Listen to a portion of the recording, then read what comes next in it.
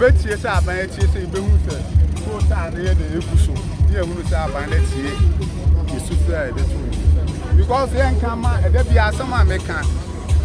ya kra ye bi pron kiti ma ye na ye de ekuso hu ntimi hwe wo bia enti ye Ghana for mfa hye ya dwum say obi ye nsi ya anye ono na ebehwe edipe wo mu na sade ne say obehwe school sem enkane asem ya kwai sem ye hospital sem saa niema ni hia say wo ye mpi wo ye MC wo ye mampanyina eye wasade enti mi no mi hu say ye twitwa nkwai ku social media ye school ye ni tie say eye wasade ese wo ye enti wo ye saa de na mfa mo ho asafo hene say wa ye bibi wa ya de eye wasade ese wo ye so obedi mampanyini na wo be ye saa niema na say school sem nye nkane asem nye akwai sem nye hospital sem nye a